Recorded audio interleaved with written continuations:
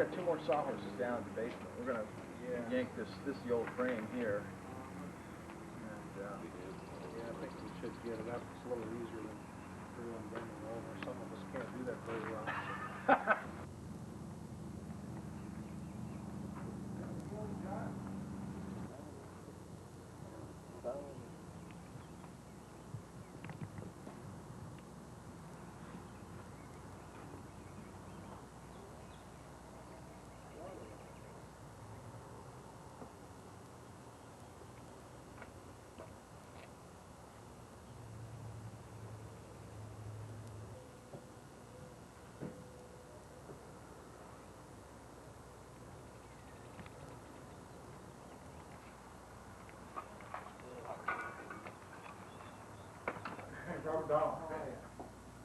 John, I'm doing crew. I called you last night. yeah, Good.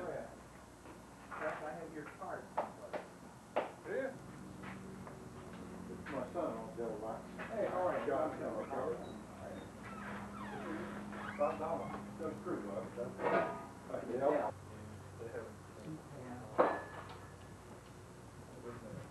Bad shape.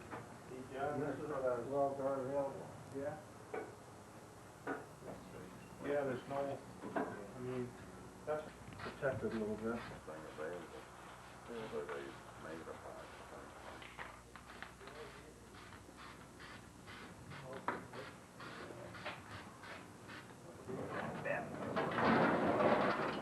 want to come to the side, or you want to go straight?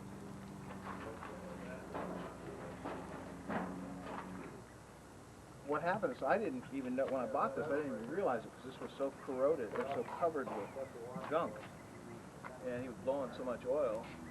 And when he put it away, he'd been driving it in snow. And he had snow tires on it, and it had salt, dirt, and everything else on it. And it was just covered. The whole thing was covered with it. And it had been put away in '74. And it actually looked, from the outside, looked pretty good. And it wasn't until I started pulling things off that I really found the problems. Even these bad welds in here were so covered with garbage that they didn't show. The front, of course, was torn off. I mean, there's a big hole in here. And I knew that, and this one's not too good. But, you know, by the time you replace this front bar, which is bent, and this rail, which is bent, or at least part of it, and tried to fix these pieces and get the motor mount straight, which you can't. How you doing? Morning. Which you can't do. I've tried, and there isn't a good way to pull them up without breaking everything off. And if you pull them off, then you got a problem. How do you set the engine on? Because that sets everything. Same with these. Once this gets off, your steering's gone. Or your tracking is gone. Both these have to be lined up. But it'd still be a bad thing. And in 5, 6 years from now, you know, it starts separating again. Maybe this time it wouldn't be that part because that part's now strong. It'd be something else that's weaker. Like it'd finally get to the rear end, which was the other thing that I was afraid of, is it would, you know, it would just start following repairs, and I wasn't into. I want to do this once, enough times. I've done them twice. They're not fun. Like Zelda rig ones. In New Jersey yet, it's now like a spit. I thought this was Bruce over here, he said he should take these things well, try to see inside of it.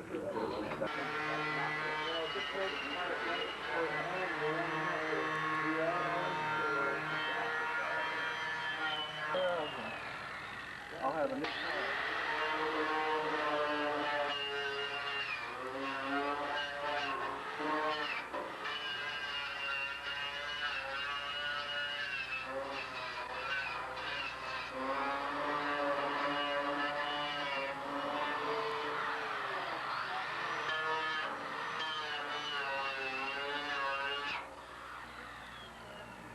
You've got a lot of new parts in there.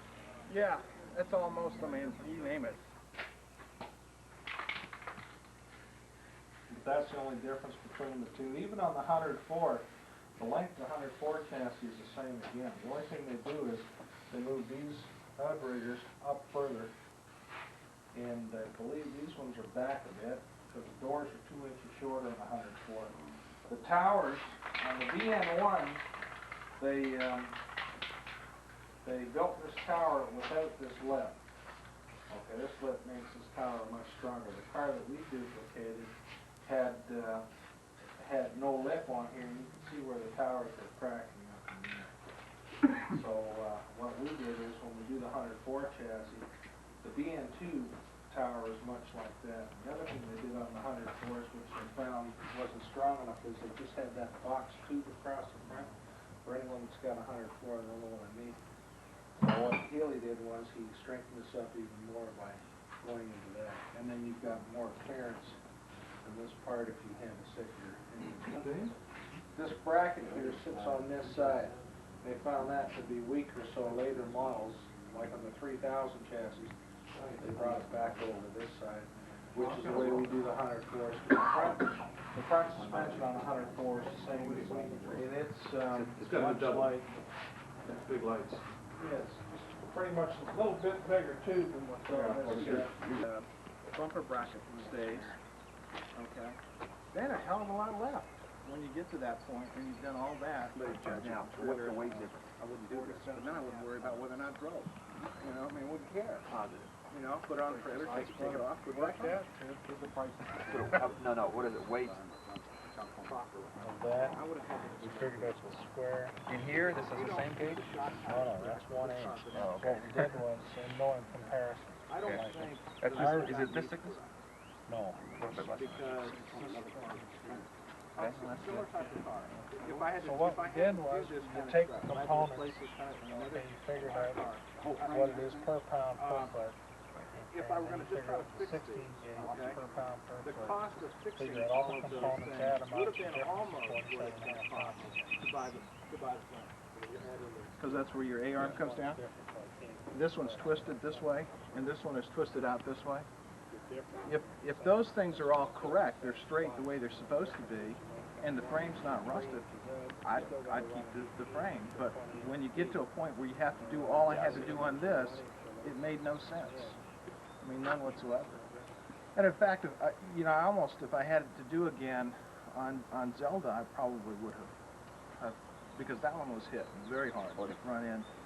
This front end piece was actually lifted and folded right here, about this high, and it was heated and brought back down and leveled, and it drives as straight as can be. And I've put 30,000 miles on it since I was built it. I'm surprised because these are so thin.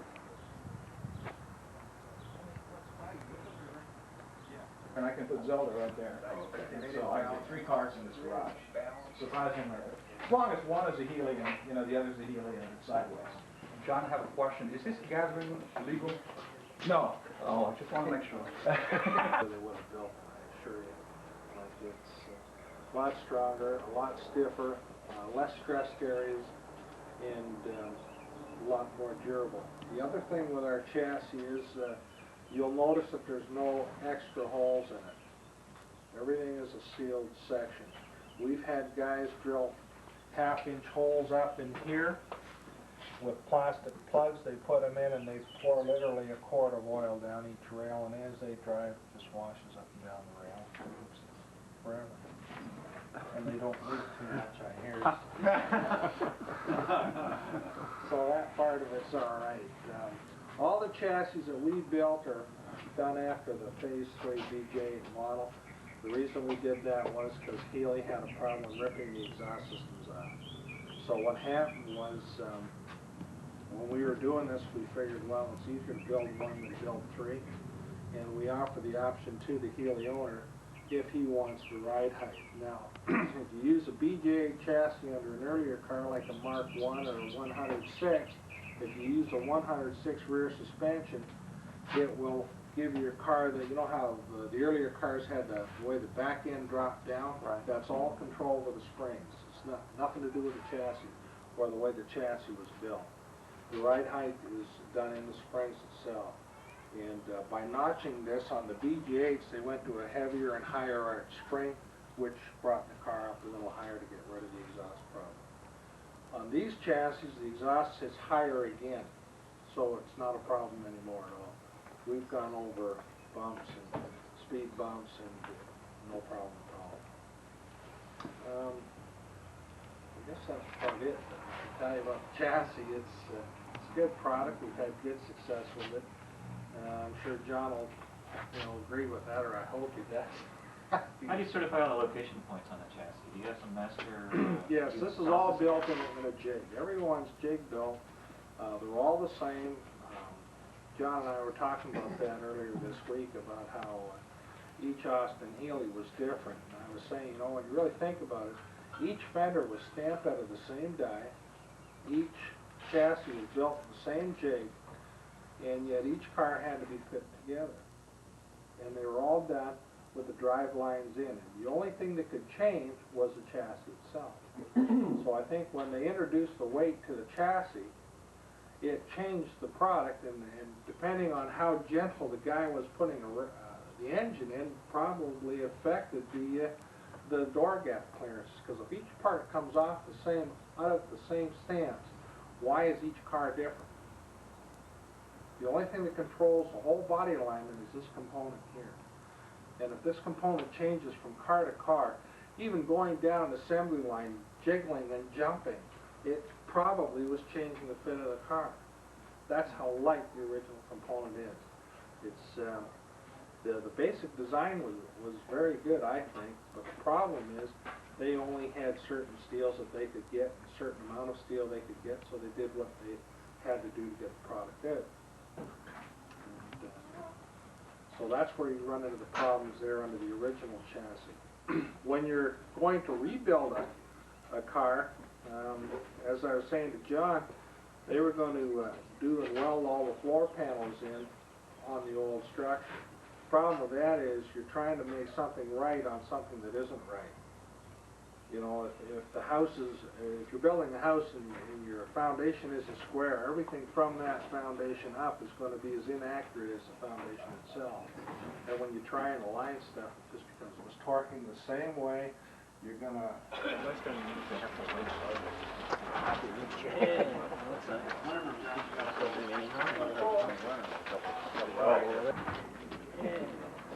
Remember, John, you got a hook. All right? When you move it back. Where are we? I can't see it.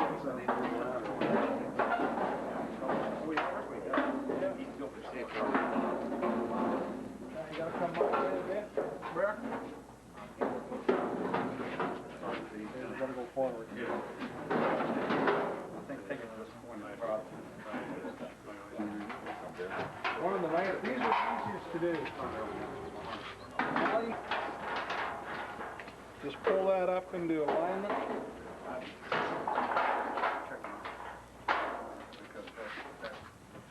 You gotta come forward just a little bit. Okay.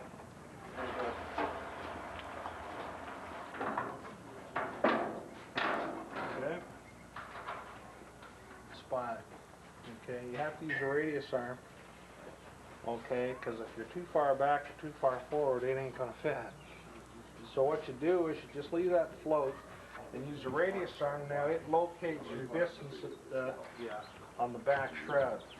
Suppose you had springs that weren't arched correctly, though. That Won't wouldn't affect matter. the location? It won't matter because the spring distance from there to the pin is the same. And was in Reading, Pennsylvania, in a barn or a small garage actually with a dirt floor, and it had about an inch of salt and dirt, mud. So you take it away? I didn't pay very much for it, I'll tell you that. But what was funny is it looked really pretty good until it disintegrated. And in fact, separated, and I had inch gaps where it just it had disintegrated. Same with the front wheel wells. Floors actually, I mean, you can see the floors aren't too bad in comparison to what the rest of it was like. It is where the welds and the seams were, but talk about best part is or nobody makes a good part, but it was really You're cool. talking about what, sheet metal parts? Mm-hmm. I asked him if he had some C-clamps. So yeah, I got He has some now, yes. How many you got? usually have 15.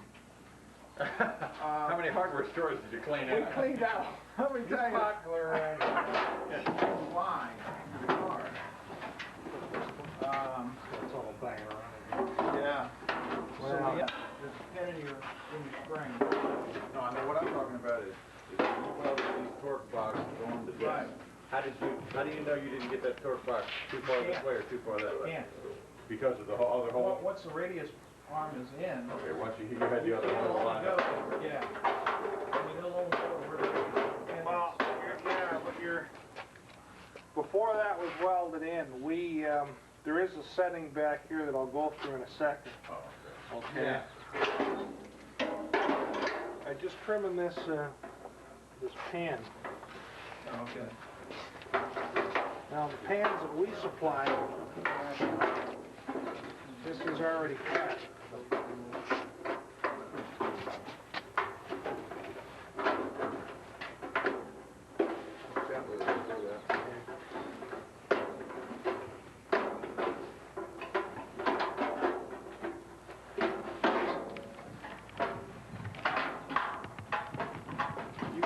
Look at the wells and the electric shrouds, the front shrouds. These aren't too bad. Well, there's some in here, but this is mostly corrosion problems. This has corrosion problems. There's none really in the front. I kept jacking it up and I'd block it, and I'd jack it up some more and I'd block it until I got it the right height, and then I'd just slip this sucker under it. How do you know this will hold it? I guess. 2 sheets of plywood, which is what they had, and they just put the 2 sheets together. Well, I ran, 2x6s in there, and then ran them all the way down to the 4x4s. They had a 2x4 in here. I don't know how the 2x4 would have.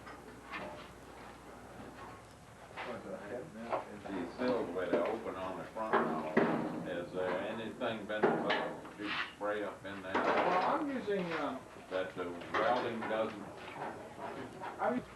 From this part of the wall to the inner sill is about 7 7/8. Okay. Point again? Oh, from this point here, which is what we're going to use the chassis to repair this part of the rear structure. You've got to have the structure down on this thing to do it because, hey, this is where it's going to end up mating to, and the chassis is dimensionally right. So it's going to let us everything. You keep looking at me like you're a little concerned here. No, you're saying when you go to repair the shroud here, you want it on the chassis. Well, the shroud. You could end up with got to a point where you all want to do it. sticking up like that. Right. Yeah, I know. You got pieces. Okay. There's a well. Okay. So it wasn't made in one piece, which I, for the life of me, I don't understand. Well, you said these particular ones are made wrong or all of them are made wrong? Most of them are made wrong. This angle versus this curve is, now these are at just there. You can work with it, but they are. Do you have any problem putting aluminum straight on steel? Aren't you meant to? And then it affects the other panels. And once you blister or the edge of where the paint adheres to the panel, once that's disturbed, then that's when your rusting starts. So you're saying Like you gotta tighten this off again. Everything was hand fitted, and this was a little out, that was a little out. If it was a card done after lunch at pub, then you probably stood a better chance of having something that was a little more out. So never assume that the upper structure's right. Always assume it's wrong. But if it goes together well, you're lucky. But if it doesn't go together well, you know that the car had a problem.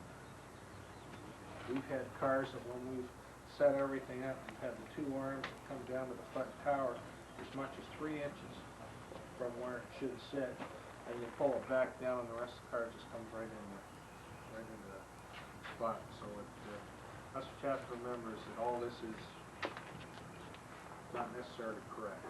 I mean, I looked 3 years. I decided after I finished Zelda, I was going to do another one. And I finished Zelda 8 or 10 years ago, and started looking about 4 years ago. I looked at a lot of cars. I looked at a lot of $5,000 and $6,000, $7,000, but the majority of cars in that range, when you really looked at it, needed Maybe not as much as this one, but a lot. I mean, the seat pan probably wouldn't have had to been replaced. I cut this car off.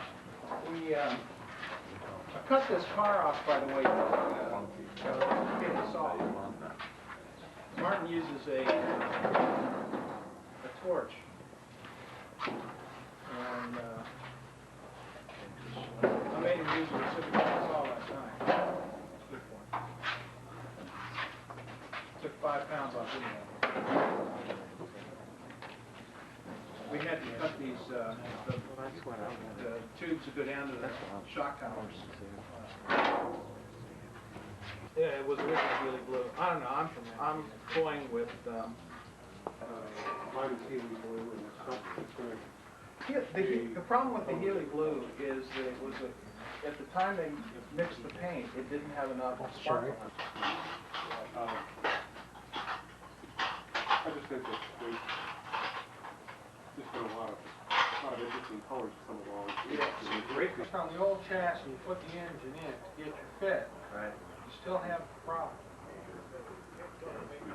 What you have is a car that fits that day. You don't have the car that fits going down the road. Side was going to be the bad part to start with. So some of the problems is like this door jamb panel here, near the same. So what happens is everything has to be fitted, taken off, on, you know, half a dozen times to make sure, and measured, remeasured, and measured again. And then again, you just spot weld it in because you still could be wrong. And that's where, in some of the restorations, and this is why if you're getting a Healey done, because there's no forgiveness in the adjustment, you want to try and get someone who's done a couple of them, because they'll know that. And they'll know that if you don't get the, you're further off to pay a shop a few extra moments to get this part right, because when you go to do the restoration, it just goes through very quickly. All right, John, I'm just going to get the clamp. Okay, here's the clamp.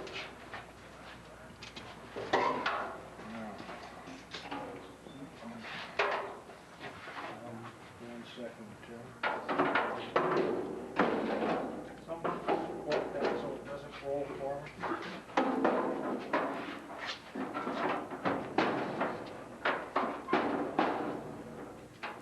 Okay, Jeff. Yeah, you ready? Okay, hold on 1 second. Oops, I gotta get tighter. Just keep it pushed. All right.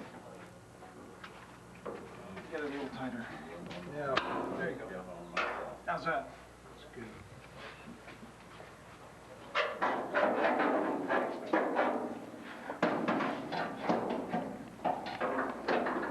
Hey, you know, we picked up a lot of stakes last night. Pardon? We picked up a lot of stakes last night. Well, yeah. Being the small one, I have to climb under there. See, How'd you do that? I'm the small guy, so spoiler will actually shut. Right. Is approximately half an inch away from the sill. Right. can we move this out a little more your way, guys? Sorry. Okay. So you got the spring?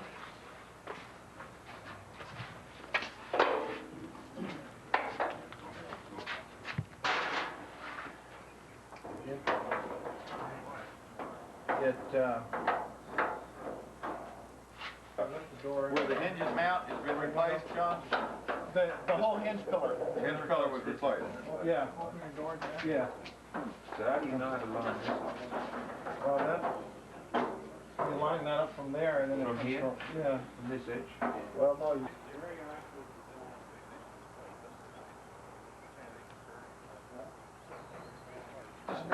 Is that once you do all the fitting, it really does kind of sit down where it's supposed to be. There's some more moving that we'll have to do. I'll have, after we're through here, I'll have this sandblasted behind.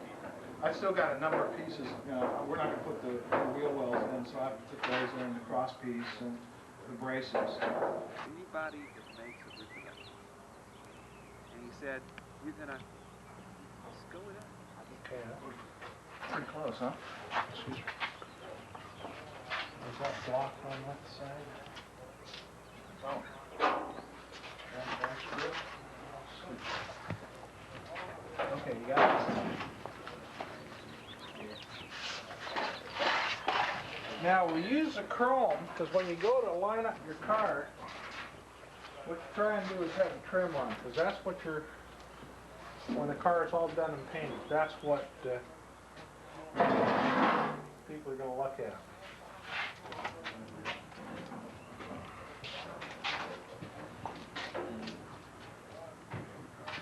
So what are you going to do with this whatever it is, electricity? Floor meets at the top. Once again, never assume anything's right. The parts are bad. Everyone makes terrible parts.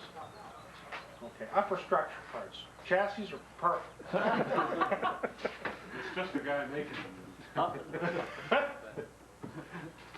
Well, that's not uncommon to fit your fender. That's part of fitting the car together. Now this car is within an eighth of an inch, which is pretty good. It went together very well last night, I thought. And now all we do, last night. Yeah. If you get committed to the panel, and it does move, then you're into the. Yeah. Watch your back on that. All right, okay, you want all the okay. You wanna weld it first? I think you're tight. Yeah. Whoop.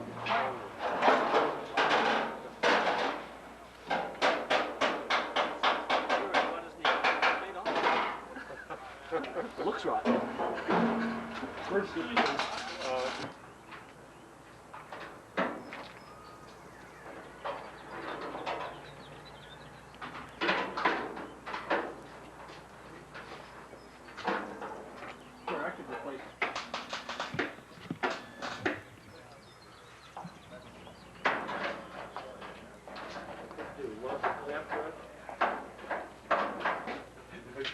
You lose a couple of things.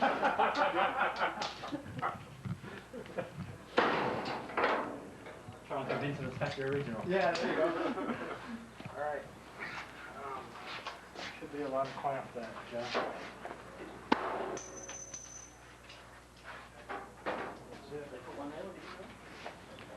Pretty slick, huh? Yeah.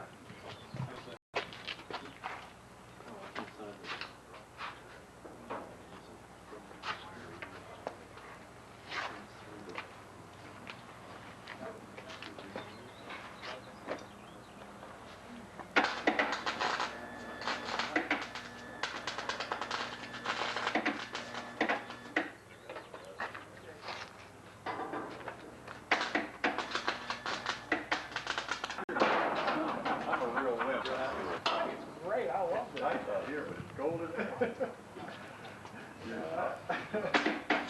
Well, that's stupid. Yeah, I'm glad.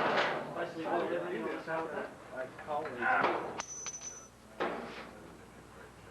And then you, after you finish, you go off and make continuous well, No, you no, just it's leave them always a spot. stitch weld. I had it shaken last night. We're cutting this damn metal.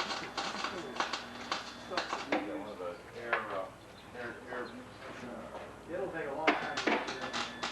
I'm trying to cut this with my cutoff, so fingers going bad. Cut all the time. It's got his weight, my weight. It's still doing it.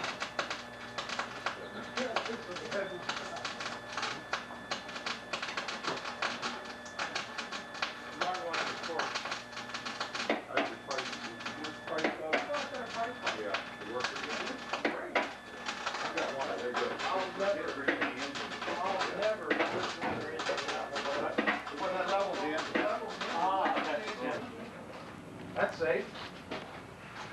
All right, we'll get this one down.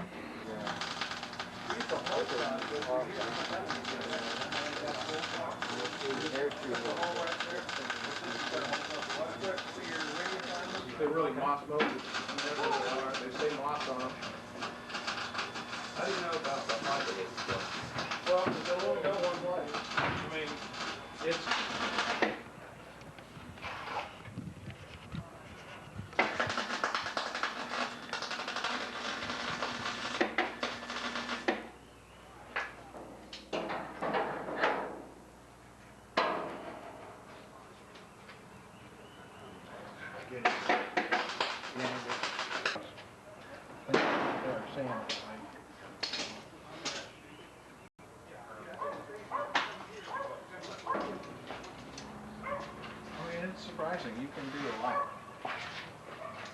I don't know what he was.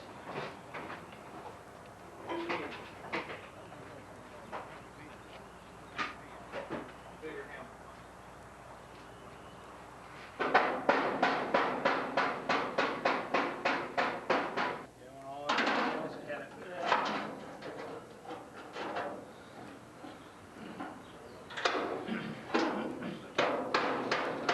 One day cut the rear, it took me 2 days to cut front rear off. 2 full days. Off the old one. And they were the best that I could find, but they're real weak. I'd contact Marty.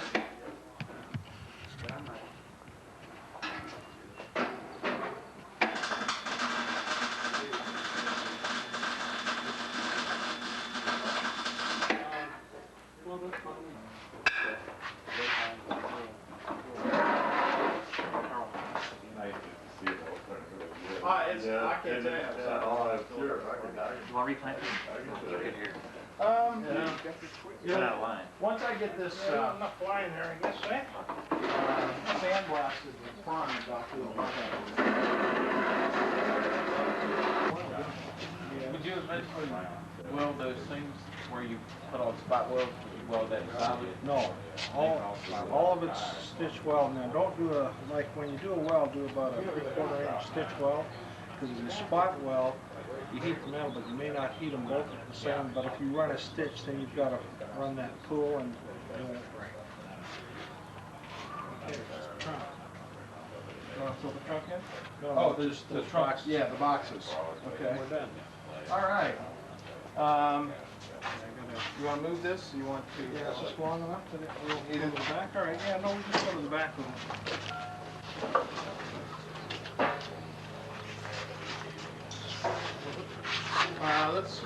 Let's come down this side. It's about 4 weeks. Is it a useful, helpful kind of thing?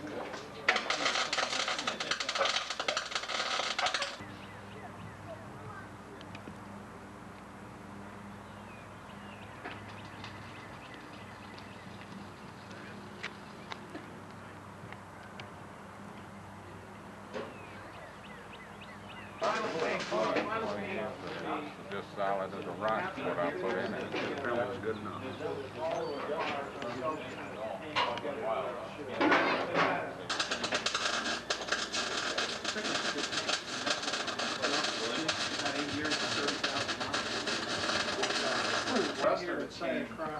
Real well. I mean, you know, what we've been doing this, Does it look is bad? less than 2 hours of putting this thing together. I mean, it really, I think where we, you know, the finish where it all has to be done, but Everybody not a lot. is alignment. And at this point, what I've got is a chassis that I know, and a super structure that I know is gonna last for a while. And I'm not gonna be tearing this car apart. So the only thing you were My number 1 goal is to build it over I know it's pile 2. And I do these things in stages anyway, so I've got a bit of the chrome is not being thrown. I've got a lot of the parts and parts. Phase 1 shroud.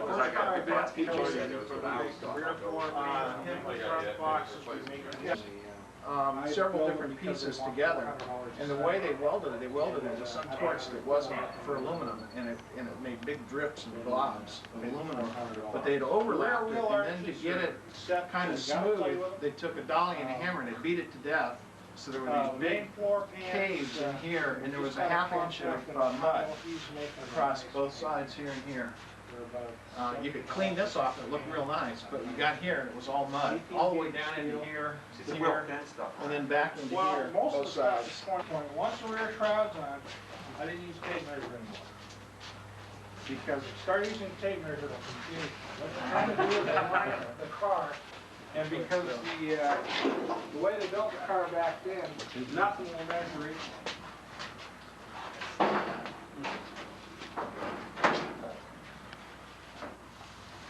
We did some crappy. Yeah, you got the small ones, John? Been bashed in. This comes right about where it's supposed to. And the front's been banged up. It's pretty much centered the way we ought to be. There's not a lot of movement. All your frames, are they all The snake floor, you heard how it splattered. I was probably out of its duty cycle. I gotta fix this piece right here. This was hit low. They have a 10. But I actually hit this thing first with iron mix. And has a bend that goes this way. The other wheel well has one that comes this way, which they support, which was to match up with the shroud that they hadn't put together correctly. And then this, the reason I replaced the front ones, you see all this stuff, well, when I hit this with a hammer, it just disintegrated. And this is, now what I didn't know is this Martin's company makes a patch panel that goes right there. So I probably would have left these on, even though, you know, there's some places to be patched. Part of the, this was the better one of these, but this whole area in here, you can see, was pretty well disintegrated. And this piece was the better of the piece that's on the back seat. The back seat edge was totally gone, and then into the seat ridge itself. So trying to repair that, because there's a hump where the seat pan fits. Well, I was already into the hump, and there was no way I could figure out how I could beat a piece of metal that would replace that edge. So I replaced that, the whole seat pan. And the panel that they make now to replace the seat pan comes, what they do is they do one seat, and then they overlap them and spot weld them. And so I didn't like that, so I cut them, and then we welded down the center of it, put it back together like almost like it should. The panel's different. The ridges or the little humps that are in the metal are not as deep, and they're not as pronounced. In this piece, I've still got to pull these off. It had just a few miles on it. And anyhow, she came out. We went through some kind of verbal exchange, and I got her in the car. You don't want to repeat. Yeah, but that same afternoon, in less than 2 hours, I was out and had never tried to put the top up on a BT7 right. And we hit one of those storms that comes up in 5 minutes, is over in 5 minutes. And those squab seats had water in them that deep. I was out there trying to figure out what I do with all that hardware under that seat. These cars should have drain plugs in them. Yeah, that's exactly right. Where the most difficult thing, though, was really the rear wheel wells in these pillars. And if I wasn't replacing either one of those, the rest of it would have been pretty simple. Because even setting it up, the original on this side was rusted all into here. So, and I bought a repair panel, but it wouldn't go up high enough. And keep your fire. I would have done that. When I figured that I had to replace the other one, and I really did have to replace the other one. You have to go right to it. So it can't stick out too far. Gearbox on all the. Yeah, has to come right in. Yeah. We dry fitted all fenders. The plans on the window. Yeah. This is not going in. I'm not concerned. You feel comfortable with a brain like this? Well, you go in the house. Good going. Good going. Good going. Good going.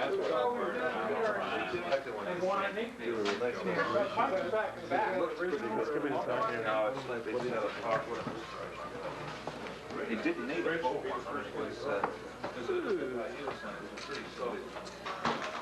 one. Excuse me.